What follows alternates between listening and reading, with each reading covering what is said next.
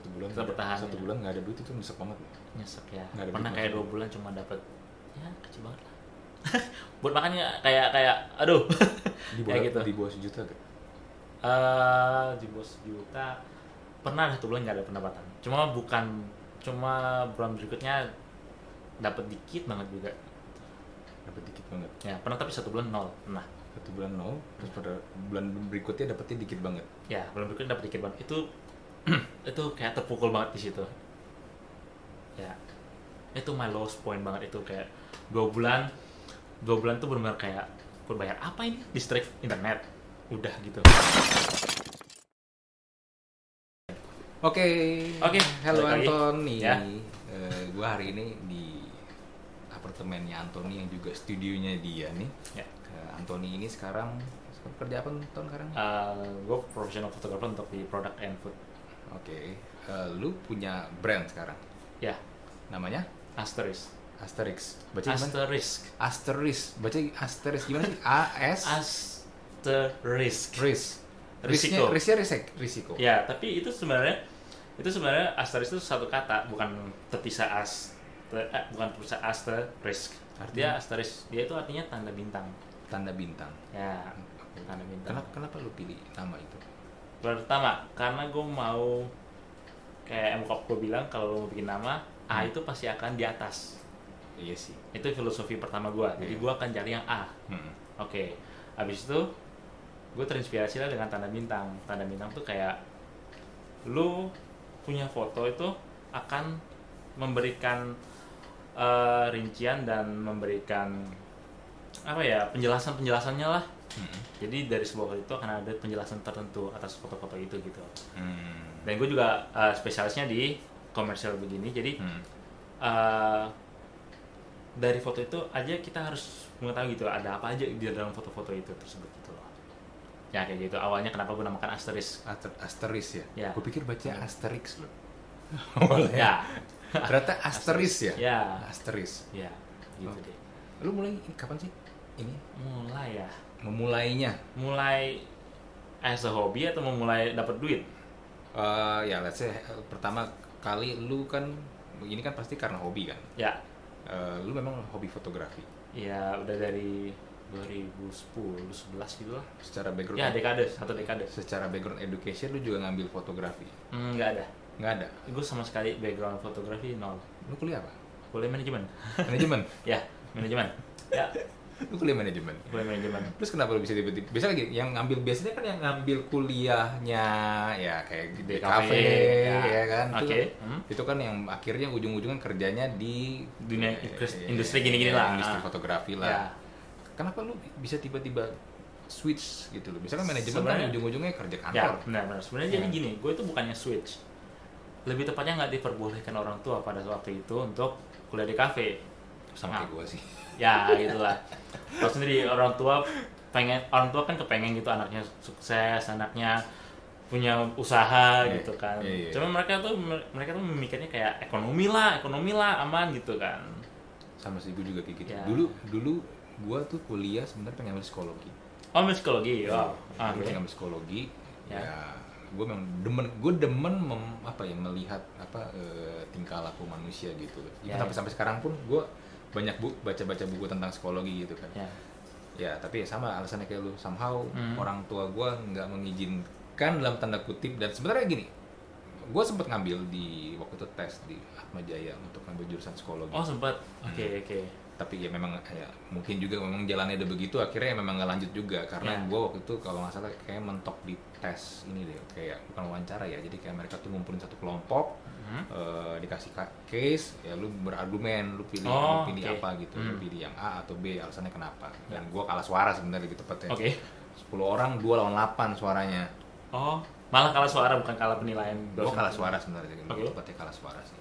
Nah, ya akhirnya sama, gue juga manajemen juga sama kayak lu. Oke. Manajemen juga. Ya. Jurusan 1000 umat. Iya, karena orang tuh mungkin melihat aman ya, aman. dapat kerja juga gampang ya kan, dan juga mungkin mereka ngeliat kan kayak sekarang mungkin kayak DKV lah atau yang lain-lain kayak mungkin IT dulu itu kan bukan, mereka nggak relate gitu. Iya, mereka nggak relate. Maksudnya apa sih? Lu sekaya apa ntar maksudnya gitu? Lu masa depannya kayak gimana ntar? Iya, gitu. apalagi kalau misalnya orang tua lu generasi baby boomer atau Gen X ya kan nggak. Bokap punya aku juga agak kolot sih, ya kayak old school lah gitu, bukan kolot lah, old school lah gitu. Nggak masuk. Ya, gue juga ngeliat, gue juga kayak begitu, sama nasibnya. Ya walaupun sebenarnya gue hitungannya sekarang milenial tua ya. Gue milenial awal lah, milenial awal lah. Oke. Ya zaman akhirnya gitu. Nah terus kayak perjalanan lu akhirnya bisa sampai gini, lu pasti dulu lulus kerja dulu dong. Ya, gue sebenarnya dari akhir-akhir kuliah udah mulai menghasilkan sedikit lah dari sedikit foto. Dari foto. Foto buat apa tuh? Foto produk interior dulunya tuh. Ya, gue cukup beruntung enough lah buat ketemu orang yang waktu itu membutuhkan juga jasa fotografi waktu itu. Jadi itu cerita awalnya. Makanya dari situ gue bisa, oh ya kayaknya bisa lah ini mah. Itu tahun berapa? Itu tahun 2014, 15, 16, kemungkinan 16 ya. 16 ya. Itu yang hasil duit pertama gue 2016 ya. Duit pertama 2016. Itu udah mau lulus tapi ya. Mau lulus ya. Mau lulus 17 ya. 2017. Tapi tetap dong, pas lulus pasti harapan orang tua lu adalah lu kerja di kantor dong. Harapannya sih lebih tepatnya kerja sama mereka. Oh, kerja sama orang gitu. tua lu. Ya. Bisnis apa emang? Usaha jualan kain gitulah. Jadi bonyok gua di daerah Pangkal Pinang. Mereka ada toko gitu yang menjual alat bahan-bahan sofa gitulah, kain-kain gitu. Bahan-bahan sofa. Oke. Nah, dan gue juga sebagai anak cowok pertama diharapkan untuk melanjutkan bisnis mereka. Makanya awal-awal gue nggak dikasih masuk di kafe. Iya, itu sih begitu sih, sama sih. Ya. Nah, terus gimana caranya lu meyakinkan, karena gini, orang tua lu udah punya bisnis kayak begitu, ya kan? Ya pasti udah settle lah, ya kan? Gimana caranya lu meyakinkan gue mau ini? Ya itu emang hard sih sebenarnya. Ya sebenarnya sih kekuatannya sih dari diri sendiri aja sebenarnya kayak gituan. Mungkin dari support beberapa teman, lingkungan juga gitu kan. Pertama-tama sebelum gue meyakinkan orang tua gue harus meyakinkan diri gue sendiri dong. Dan itu lo harus cari lingkungan suportif juga untuk itu. Ketika lo ketemu lingkungan suportif, lo yakin dengan diri lo sendiri, lo baru bisa meyakinkan orang tua lo. Kalau enggak, lo bakal sia-sia banget, lo bakal kalah pasti sama orang tua, karena orang tua itu yang kasih influence yang gede buat kita kan, soalnya kan. Tapi kan sebenarnya kan kalau mau dipikir lebih gampang ya lebih enak ya. Sebenarnya kan lu lulus, orang tua lu udah punya bisnis, tinggal nerusin sebenarnya kan lebih enak, lebih gampang. Sebenarnya lebih enak sih. Iya kan. Itu kalau gue ngomong tuh gue sering bilang itu kan red carpet banget. Iya kan, red carpet, privilege privilege, tinggal nerusin bisnis udah jalan ya udahlah. Paling kalau mau kembangin gitu. Daripada gua harus memulai sesuatu yang baru, yang capek-capek, yang belum tentu berhasil, iya kan? Ya. Kan lebih enak gitu ya. Ya ada sih kepikiran lebih enak pas gua masih kuliah label-label awal-awal ya. Cuman makin kesini gue lihat, gue tuh lebih apa ya? Lebih value quality over quantity gitu. Jadi kayak kenapa melakukan hal yang gue nggak suka berulang-ulang dan rewardnya tuh cuma duit. Rewardnya cuma duit kuncinya. Kenapa gue bisa menolak semua itu gitu? Yang gue harapkan dari hidup gue nggak cuma mengharapkan duit gitu loh. Lu nggak cuma mengharapkan duit doang? Ya duit kan wajib kan? Bukan wajib, siapa namanya? Duit harus perlu. Iya. Cuman duit bukan segalanya juga. Iya benar. Ya back to our preferences sih sebenarnya sih. Lu butuh uang kan? Lu butuh apakah? Gitu kan? Tergantung kebutuhan orang masing-masing. Kalau gue sih jujur butuh duit sih butuh, cuman gue nggak mengharapkan itu untuk mana ya, untuk mengontrol gue sebegitunya gitu. Oke, berarti lu lulus, lu berarti balik dulu ke nggak sempet balik. Ya, in fact gue kayak setahun balik, sekali 2 kali palingnya setahunnya. Berarti lu langsung mulai ini untuk fotografi. Iya betul. Lu nawarinnya gimana? Nawarin apa?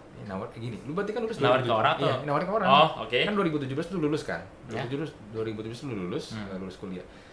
apalagi di 2017 itu kan bisnis atau industri fotografi itu kan banyak banget pemainnya. Iya kan. Terus banyak banget, contoh paling gampang gini lah, waktu gue lagi mau merit gue nyari ini. Pusing nggak? Wah, gila. Dari yang nawarin harganya yang menurut gue nggak masuk di akal karena terlalu overpriced sampai nawarin murah banget tapi kualitasnya ya hancur seadanya. Itu tuh banyak banget. Betul. Itu banyak banget gitu loh. Ya teman, maksud gue, kenapa lu sebegitu yakin ya Kak? Apalagi ini kalau di gue kadang sometimes kalau ngelihat sesuatu industri atau bisnis tuh yang ikannya ada terlalu banyak di kolamnya itu, gue kadang suka malas nyebur gitu loh. Red ocean banget ya. Iya, red ocean banget, karena apa ya, mencari unique selling point-nya itu susah. Okay. Ya, kenapa lu harus mau ambil sama gua gitu loh? Apalagi kadang-kadang yang lain tuh menawarkannya sebenarnya ya lu sama dia beda-beda tipis gitu. And we talk about art kan. Sometimes kan tuh ya selera subjektif. Subjektif, benar, sangat-sangat subjektif. Jadi gue ini pada dasarnya sangat suka kamera. Sangat suka kamera, dan itu kayak gue sama kamera tuh udah kayak nggak terpisahkan lagi gitu. Jadi ya itu sih salah satu poin yang faktor besar lah biar buat gue bisa bertahan di industri ini. Itu pertama. Kedua, gue cara menjualnya pada waktu itu ya background gue benar-benar nggak ada fotografi sama sekali. Terus support orang tua kurang waktu itu karena orang tua kan pengennya gue balik. Jadi yang itu kembali gue bilang yang tadi, beradalah di lingkungan yang sportif. Pasti bakal bertahan deh. Lu mau sejelek-jeleknya kondisi lu di lingkungan sportif, lu akan bisa bertahan daripada lu di lingkungan yang kondusif tapi nggak ada di situasi yang kondusif tapi lingkungannya nggak kondusif, itu nggak suportif. Itu kayaknya pasti lebih berat pasti sih. Secara apa ya? Secara alam bawah sadar kita. Gue merasa sih memang jalan gue nggak mulus-mulus banget, cuman ada-ada aja lah nanti. Ya. Terus berarti lu belajar otodidak? Otodidak. Bener, nggak pernah ikut kursus sama sekali? Kursus sih ada, cuman bukan yang kayak jangka waktu dan di lembaga yang khusus gitu. Ya kan kayak misalnya sekolahnya siapa, Darwis Triadi gitu. Ya, orang-orang biasanya ke situ sih. Iya, gitu. Dulu sih pas sekolah zaman SMA, karena ya nggak ada sekolah fotografi gitu ya, cuma kayak Darwis Triadi doang kedengarannya. Cuman gue kepengen, cuma waktu itu karena sekolah fotografi juga mahal, jadinya kita juga, gue juga jadi kayak jangan deh ya, sayang duit gitu kan. Jadi gue belajar dari YouTube aja gitu. Pendidikan juga YouTube, sarjana YouTube gue. Lu belajar di YouTube? Ya, sarjana YouTube. Kayak orang ini yang belajar masak juga. Belajar masak sekarang, semua ada. Kayak gitu kan? Handphone nyala, belajar masak dari YouTube. Bener. Zaman sekarang ada iPad di dapur lagi sekarang. Ya. Oke, lu belajar sendiri. Nah, sebenarnya yang paling seru adalah perjuangan lu tadi kan gue bilang, mendapatkan. Tadi kan lu udah dapetin klien pertama tuh di pas lagi masa kuliah. Iya. Terus juga naik turunnya lu bilang tadi kan ya karena lu punya lingkungan yang support dari lu kan. Tapi kan gue yakin prosesnya enggak segampang itu kan. Apalagi kalau yang gue lihat sekarang lu banyak mendapatkan klien-klien, ya gue lihat beberapa portofolio itu dari restoran-restoran yang punya nama lah, dan banyak. Kalau lu berkunjung ke mall, lu lihat menunya itu, lu yang foto kan? Ya, itu karya lu. Itu sampai lu di situ tuh gimana sih ininya? Gimana apanya, naik turunnya atau? Naik turunnya prosesnya sampai lu bisa dapetin klien-klien yang kayak begitu. Naik turunnya sih ya untuk 2 tahun di awal-awal roller coaster sebenarnya. Sekarang lumayan stabil. Karena tapi memang nggak bisa mungkin kayak foto beginian memang fluktuatif ya. Jadi kayak tahun-tahun awal gue kayak adalah pasti 1 bulan yang nggak dapet duit, itu pernah ada, itu dukanya gitulah. Cuma kayak kalaupun ada juga bukannya banyak banget gitu ya, gitu sih. Cuman tetap bertahan aja gitu. 1 bulan tetap bertahan. 1 bulan nggak ada duit itu nyesek banget. Nyesek ya. Pernah kayak 2 bulan cuma dapet ya kecil banget lah. Buat makannya kayak aduh. Kayak gitu. Di bawah 1 juta gak? Di bawah 1 juta pernah 1 bulan nggak ada pendapatan. Cuma bulan berikutnya dapat dikit banget juga. Dapat dikit banget. Ya pernah, tapi 1 bulan 0 pernah. 1 bulan 0, terus pada bulan berikutnya dapetnya dikit banget. Ya bulan berikutnya dapat dikit banget. Itu kayak terpukul banget di situ. Ya itu my lowest point banget itu, kayak 2 bulan tuh benar-benar kayak berbayar apa ini, listrik, internet, udah gitu. Terus gue juga pernah kepikiran waktu itu kayak mau minjem duit bonyok, cuma gengsi kan. Lu coba tuh di posisi seperti itu, yang bonyok lu suruh udahlah nggak akan dapet duit lah gitu kan. Itu malah jadi apa, pelor buat bonyok lu supaya udah lu balik aja. Makanya kan itu pil pahit banget buat gua. Cuman gue manage di waktu itu bisa lewatin itu. Ya gitu sih. Nah gitu lah. Cuman gini, sebenarnya apa sih yang lu cari dari dunia fotografi ini? Apakah memang lu pengen punya nama sampai kayak let's say Om Darwis? Oke. Atau mungkin lu pengen punya bisnis gede kayak Axio, atau mungkin apa sekarang siapa sih lagi yang juga ngetren gede, Rio Motret ya, atau apa? Ya, atau nama-nama itu ya, itu naik turun lah. Atau lu pengen seperti bisnis seperti mereka yang bidang fotografi atau ya apa sih sebenarnya yang lu cari di sini? Gue sih personally gue bukan orang panggung sebenarnya. Jadi gue nggak, kalau nama gue nggak ada juga nggak masalah, makanya gue namakan ini tuh Asteris bukan Anthony. Jadi kalau yang terkenal biarlah Asteris yang terkenal dan tim-tim yang terkenal. Gue nggak mau Anthony yang terkenal.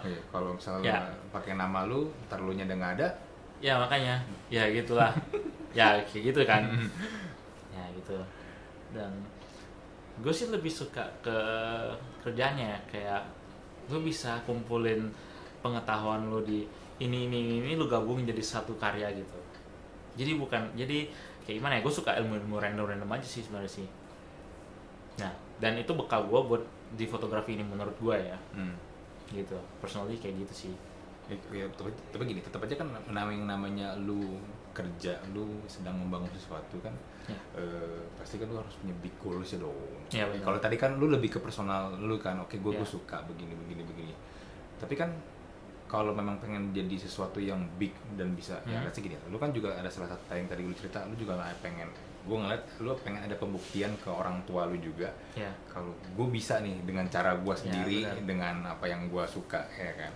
Apakah hanya itu saja atau the bigger goal artinya? The bigger goal-nya. Oke.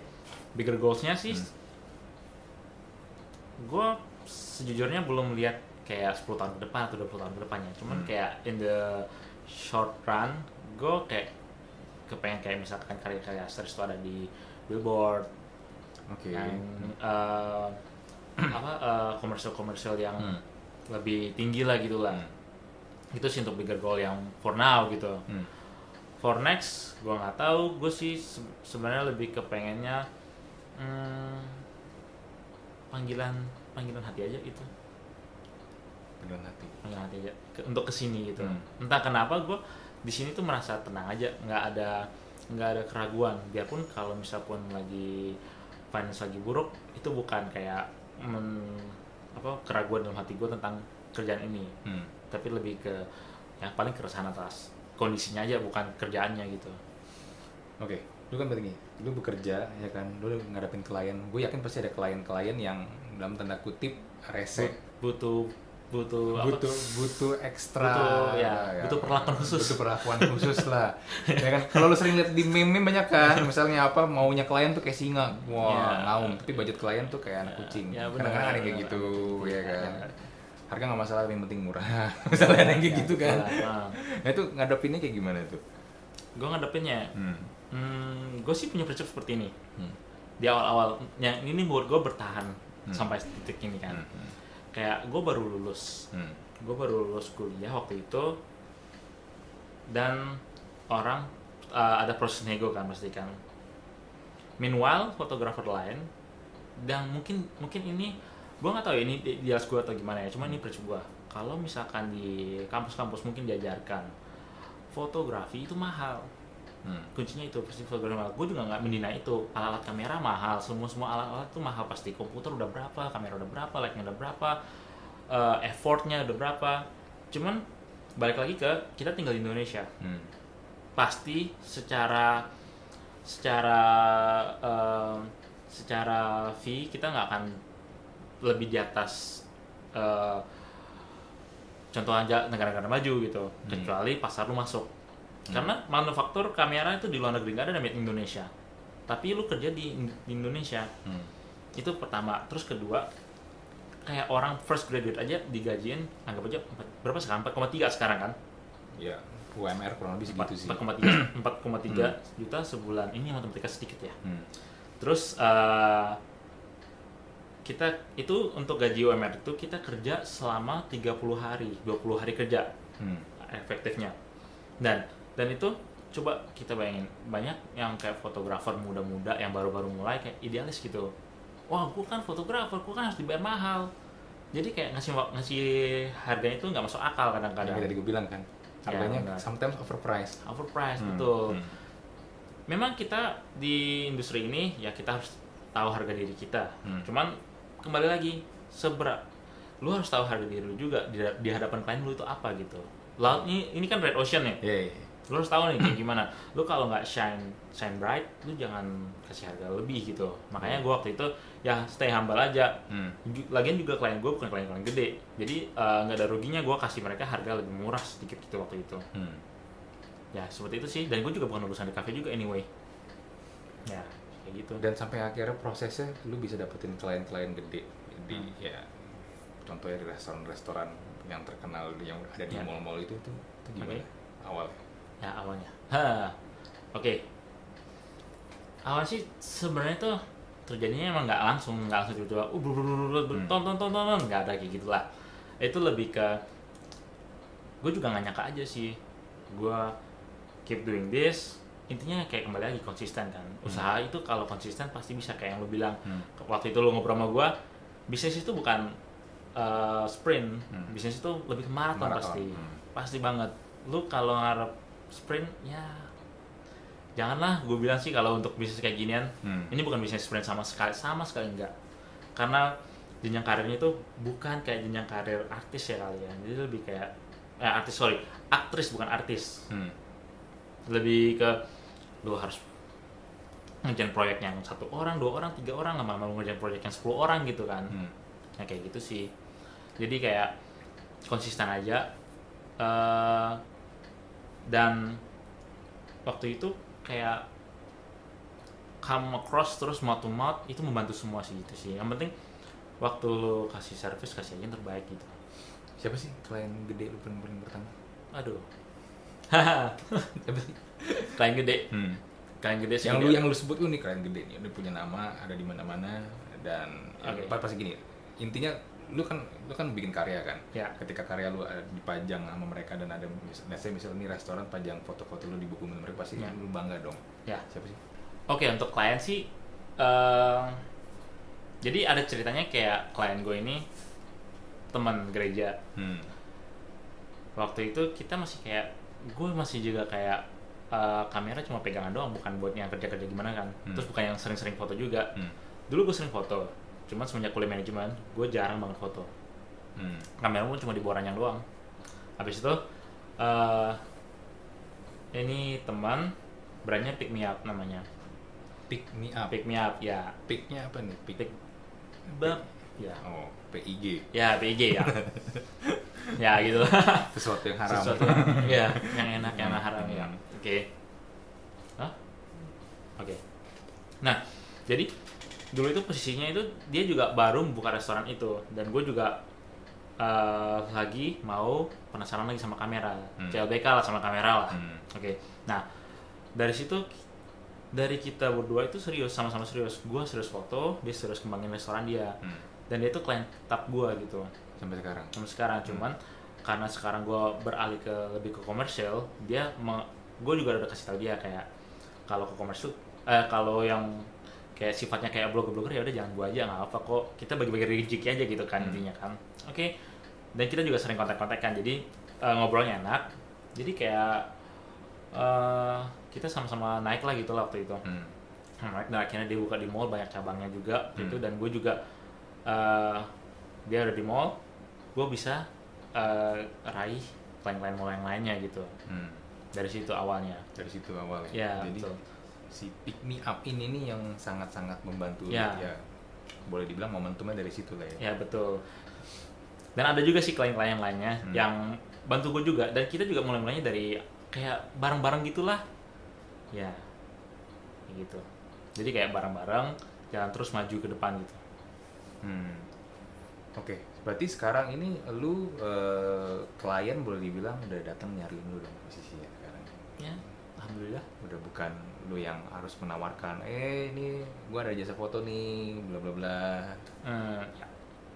Tapi gini, gue juga penasaran sebenarnya gini. Lu sebenarnya hanya mengambil klien yang restoran doang, atau kalau misalnya ada request, let's say lah foto prewed, atau ada event apa gitu. Oh, kalau prewed dan event, gue nggak nawarin. Jadi kayak misalkan kalau ada teman-teman yang Ton mau bantuin gue nggak buat prewed, ya gue bakal bantu. Tapi gue akan jualan prewed, gitu. Kalau event juga kayak gitu, untuk kalangan-kalangan yang sudah kenal gue aja gitu, yang request gue.